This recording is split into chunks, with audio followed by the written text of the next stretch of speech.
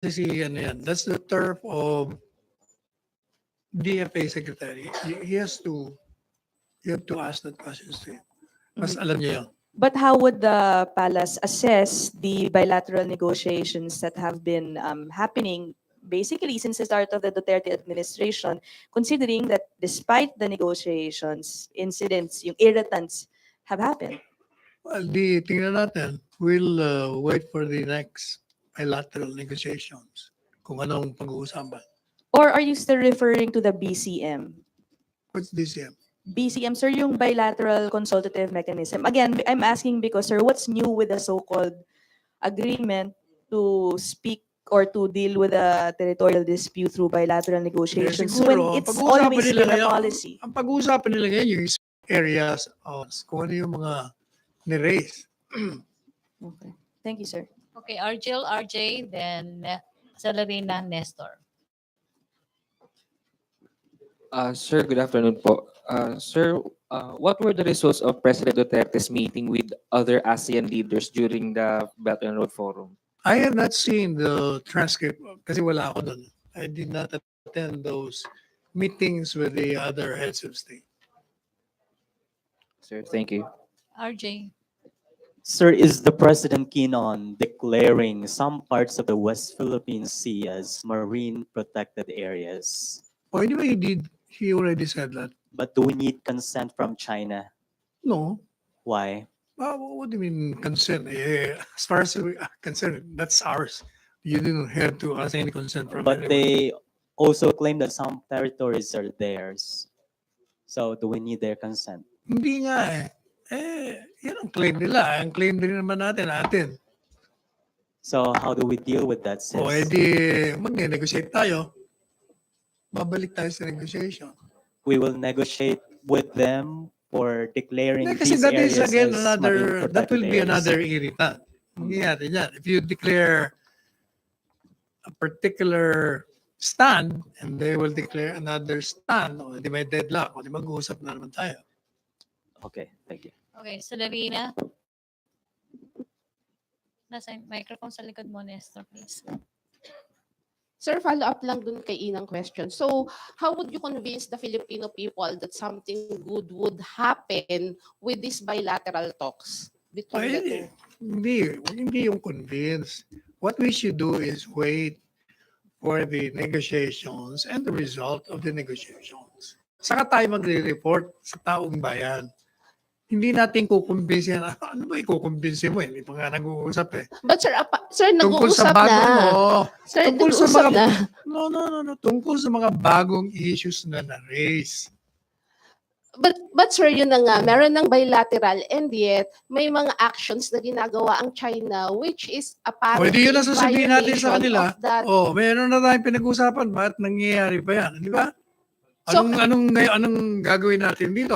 Ganito na lang ba tayo? So, kailangan pa ba natin pagkatiwalaan ng China? Sabi nga ni President Xi, and the president of ours agreed, we are allies. Allies strengthen. Ibig sabihin, kung allies tayo, pag-usapan natin. Pero Kailangan. sir, oo nga, pero more on words but not on O deeds. hindi. Siyempre, saan ba nag-uumpisa ang action? Kundi sa words muna. Ace, then Chora. Secretary, we have had several bilateral negotiations between the Philippines and China, and President Duterte and President Xi has previously agreed, aside from the agreement they made during the bilateral meeting, had previously agreed to practice self-restraint and caution in the South China Sea. But despite this agreement, China has been aggressive in the South China Sea in terms of swarming the Pag-asa Island, in terms of sending maritime militia. So why does the Philippine Teka government... muna, alam mo, we don't even know yet their stand there. Yung swarming, yung kung vessel nga nila yun, kung The ganito. DFA and the militaries confirmed that it was a Chinese from our part, sir. DFA, ang sinasabi ko sa inyo, nag-protest tayo, di ba? So hindi ko pa alam kung anong sagot nila doon. Kung they affirm it o hindi. Yung sa clan, ganun din. Hindi ko pa alam kung in-affirm nila. But on our part, sir, the military and the DFA has confirmed that it was... No, I don't think so. I Yes, don't sir. think- Yes, sir. Sa Westcom, kaya po tayo nag-file ng protest kasi na-confirm po natin, sir. Hindi. Ang ibig sabihin, yun, ang sinasabi ko, hindi pa kino-confirm ng DFA kung anong response nila doon. Ay, kasi, teka muna, masyado kayo. Ace. Yan ang reklamo natin, di ba? Sabi natin, oy, may mga barko kayo doon, oy, may mga milisya kayo doon. Hindi ko pa alam kung anong sinagot nito. Kasi pwede sabihin lang, oh, amin yun. O, ano ngayon? Pwede rin naman sabihin, uy, teka muna, hindi amin yun, ha? Hindi ko pa alam yun, eh. So, let's wait for their official response with respect to our protest. Yan ang sinasabi ko sa inyo. Yung sinasabi niyo namang ibang bilateral, ano pinag-usapan nun? Tandaan nyo, yung bilateral negotiations, hindi lang naman yung arbitral ruling yung pinag-uusapan. Ang dami pa tayong pinag-uusapan, mga negosyo. Baka yun ang mga pinag-uusapan nila nun. Sir, previously you mentioned na you are expecting the Chinese government to respond to our protest within days. Oh yes, hindi ko pa alam because I'm not the DFA secretary. So I don't have any access to him with respect to that.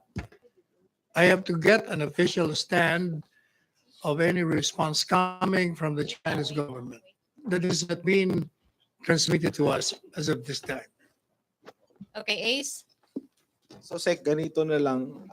Kasi marami nagtatanong, apparently the two Tama ka na ron. presidents, the two presidents made similar statements, sabi niya, parang inulit yung position, and then may mga bagong developments na uulat like yung sa pag-asa, yung sa panatag. So ano yung new measures na gagawin ng Pilipinas to ensure na kung hindi man mahinto altogether, mabawasan yung new developments or irritants as you call it dun sa South China Sea? Ulitin ko yung sinagot ko kanina. We raise certain protests. Hindi pa natin alam kung they're affirming or they're disputing it. Kasi kung i-dispute nila, usap tayo. Ibig sabihin dito to, we have to show us proof na hindi nga kayo yun. Ano ba? Sino ba yun? Ba't nandun yun? Ano bang ginawa nyo doon? Di ba? Hindi pa natin nga alam eh. Kung hindi na sumagot. Ay, pwede ba hindi sumagot? May protesta tayo. They will. Pero but definitely coming from the armed forces, coming from the DFA, we are convinced of what we saw there, di ba? Oh, basta yan ang stand natin. Kaya nga tayo nagprotesta. Otherwise, hindi tayo magpuprotesta. Sige po. Okay, Chona, then in. Chona, Sir, ang bottom line dito, Sir, ang bottom line, meron bang movement after the bilateral meetings between dun sa nireklamo natin, ano bang sagot niya ron? Hindi ko pa alam kung may sagot na from the DFA. I haven't talked. The Salmo province have been seems so soft with so? oo, So when ba it yung comes to na-assert mo yung lumaw? No, I mean, with kasi as you have said earlier, the president was so respectful when he had a meeting with Wala akong nakita na hindi respectful. Kasi they just deliver their messages by reading. Assertive nga siya. Sir, dun sa paghihintay po ng official response Yes. ng China regarding the protest, are you saying that if China says that no, those are not Chinese vessels, we're going to accept that as Bahala na yung nasa negotiating table natin kung sabihin, sabihin nila. But we will not. Siyempre. Kung as far as we are concerned, totoo yun eh, bakit may dispute? okay? And when Do the something about it. Mhm. You said that Kasi, even assuming that they are not, as far as we are concerned, sa inyo yan. Huwag gawa nyo ng paraan. Kung hindi pala sa inyo yan, with more reason, you can do some things. You have authority over that area. And if you have authority, you can do something about it. Remove them from there. so when the president talked about At the same time, they're open to resolving whatever irritants we have okay. by way of negotiations. Okay. Yung negotiations, sir, I'm not sure if you're aware. Yung sinasabi ko pong BCM kanina, the bilateral consultative mechanism, yung napag-uusapan Yes. doon sa negotiations na yun. But I'd like to point out that that mechanism was actually established to specifically talk about the territorial dispute. Oh, but if that was 17 for that. created for that purpose, it doesn't mean you will confine yourselves to that. Because since you're talking to the other side, you can raise anything there. Okay, Parang nga nagbukas ka ng constitution, i-amen mo. Pwede may limit mo yan. Diyan na tayo, nag-uusap na tayo eh. but again, And specifically, you must remember, arbitral ruling nga yun eh. Ang pag-uusapan nyo, di papasok lahat ng mga whatever irritants. Kasama lahat yun. oo nga sir. So ano po ang Kasama na rin pati negosyo doon. Everything. No, actually, I'd like to point out, sir, that mechanism was I know what you established- mean, but I'm telling you, kahit kung ako nandun at ng ibang mekanismo, nandito na tayo. Okay, so but initially the purpose is to discuss the territorial dispute. Anong nangyari? Because again, You how have would to ask, we? you have to ask Secretary Lu. I don't want to preempt him. Baka ibang kanyang sagot kasi siya doon. Okay.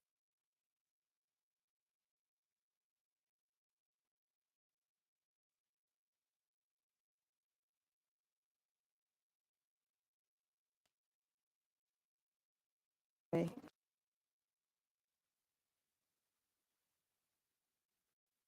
Nego- Like, ano bang irritants na nandun, di ba? Di ba? Pinoy tao.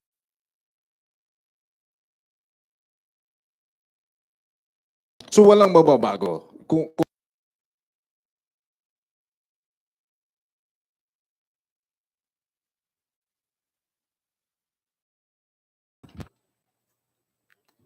Sir, just abdication po ni Will issue a statement. Official statement. offhand. Wala. Hindi na, mas maganda yung official para hindi, hindi unclear. Sir, we did the Then Joyce. morning ulit, Secretary. Ay. Basahin ko na lang. The International Chamber of Commerce sa Singapore has decided in favor of Malacañang Consortium regarding the $1.1 billion tax case. And Senator Sherwin Gatchalian, who is the chairman of the senators in conducting petroleum explorations in the Philippines, he said that the government should aggressively pursue drill program for the country to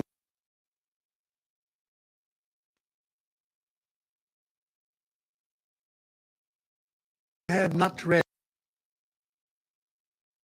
I cannot make any read that. struck down by the Anong OSG. taxation? What tax OSG. case was that? Sa ano po, sa Malampaya. Oh, ano bang problema sa tax nun? Sir, kasi Don't po, remember. yung COA po, sinisingil po nila yung mga contractors, yung mga nag-explore ng tax. And then that was, and then ICC ng tax na dapat po sa part yun na pupunta. Senator Win So Gatchalian, nanalo yung Walang- hindi nanalo ang gobyerno. hindi and then sabi po kasi ni Senator Gatchalian, yun po ay beneficial sa country dahil with what the President said na dapat tayo'y Bakit mag-explore. beneficial kung nanalo yung kalaban? Kasi po sir, ang sinasabi po ni Senator Gatchalian, yung pong project, yung pong pagsisigil ng tax na yon ay deterrent sa mga international oilers para po makapag ng oil and gas.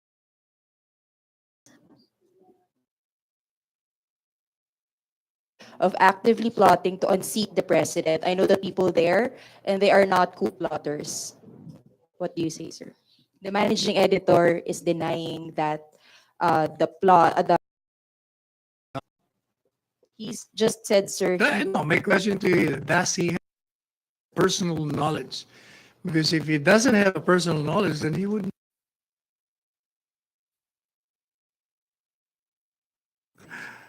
Sa akin, just writing a story. Sabi niya, he was accused, ano ba yung ginawa niya? Yun ang unethical. Without Then is probably wala akong sinabi. Presidente. Kaya sabi ko naman, they usually exchange intelligence information. Baka doon galing. Okay, sir, sa previous speeches na lang ni President Duterte, he himself admitted na meron siyang nakukuhang information, surveillance information for countries. Vice President Leni Robredo in an interview. Wala naman siya sinabing may nakuha siya information. Sinabi niya, yung source niya, Intelligence. pwedeng, wala nga eh, tinignan ko yung speech niya, pwedeng foreign. Tingnan niyo ulit yung speech niya. Ha? Said it before, sir. Na? Sinabi niya lang foreign. Pero Yeah. wala siya sinabing surveillance. So, ano nakukuha? Kanya galing, hindi naman sa akin galing. This I'm only his agent. ni Vice President Leni Robredo, it is treason, considered treason for the president to allow a foreign country to spy on Filipino people. Well, the vice president is entitled to her opinion. It's a democratic country. She is free to express her opinion and her ideas. You're not convinced, sir, or you're, of course, defending the president. It's not treason. It's not. It's an exchange of intelligence information, and all countries do that. So it's not a violation of the Constitution or any applicable laws. Yung sharing of Exchange. intelligence Yes. information, I don't think so. Sharing of intelligence information. Thank you, sir. Okay, follow up, Rose. Ay, good afternoon, sir. Sir, after almost 2 weeks nung inilabas yung matrix, Kasi, tingnan mo na, alam mo yung sharing of intelligence information. almost 2 weeks na po mula nung lumabas yung matrix. Alam na po ba ng palasyo kung sino yung nasa likod ni Bicoy? Kasi po yung matrix, ang parang lumalabas, yung nag-share lang ng mga video ni Bicoy, likod niya. I'll ask him. Kasi po yun, di ba, yun yung mas yun yung may pakana ng ouster plot kasi yung mga nag-share lang ng video. That's why I'll ask him kung meron ng latest doon. Kasi iniimbestiga, di ba? Sabi ng PNP, it will investigate. Thank you. Follow up, Ace. Sek, medyo interesting lang yung mga intelligence reports kasi na-identify yung mga nag-share ng mga videos ni Bicoy, pero si Bicoy parang hindi pa nila alam. Usually pag intelligence ang tinitignan yung root cause nung lahat-lahat nun, di ba? If I'm not mistaken. Okay, recommend na kita na one of the In intelligence. the Sek, so meron na bang Wala information? pa, kasi hindi ba iniimbestigahan daw ng PNP. So, Sabi ni, let's wait for the full-blown investigation. Sige, salamat, Sek. Okay, other issue, other issue muna tayo. Si Tina, then Cedric, RJ, then Virgil. Sir, good afternoon. Hi. Sir, so far 32 OFWs from Libya have been repatriated. And then our Philippine Embassy in Tripoli are appealing na to the remaining Filipinos there na umuwi na dahil nag-intensify po yung tension doon. Does Malacañang share the same sentiment? The Secretary of Labor is on top of it. Yun lang, May sir. directive na si Pente sa kanya. So, kung ano man directive sa kanya, ina-apply niya lang. Ini-enforce. Alright, sir. Thank you. If you have read the report released by Ateneo, yung drug archive na supposedly 7,000 deaths daw, drug-related deaths, sir. Hindi pa. So may I suppose... I only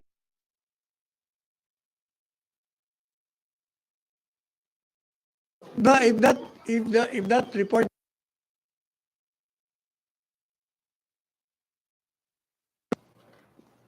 sindikato, sila nagpapatayan din nadadagdagan. Hindi ako naniniwala na meron siguro 1 or 2 gaya ng pre-prosecute na natin, na-convict pa nga. Pero yung sinasabing basta mo papatay, hindi pa pwede. Otherwise, ibig sabihin talagang lumalaban nyo. Sir, how about, sir, yung timing ng release? Any comment on it, sir? The timing of the release? Release ng Nung report, sir. Thank you, sir. Okay, RJ? Sir, Mr. Dante Ang is the special envoy for international public relations. sa kanya. Are they friends? I have no personal knowledge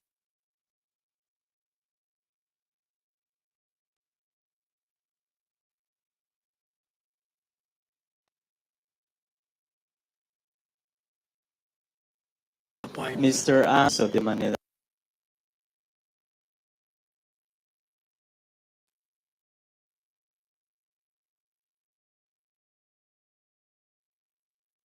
Times. Ano bang wala? Kung meron kayong ano. Sir, in statement po sa passing ni former US Senator Richard Lugar po. He played a part po sa ousted Marcos. Hindi, ngayon ko lang nalaman. Hindi ko pa alam yan. Ano yung pangalan? Richard Lugar po. Lugar. Sige, I will look at his history and make a statement. Thank you, sir. Okay, version.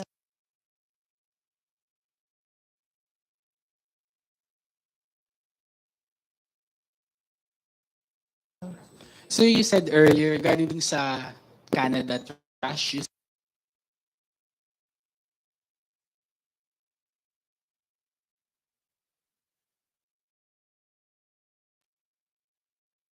Ako nga, shorts lang siya. Nag-bits na siya. Aba, totoo yun. Galit siya. gagawin niya sir na. Hindi, papabalik ko. Hindi, siyempre.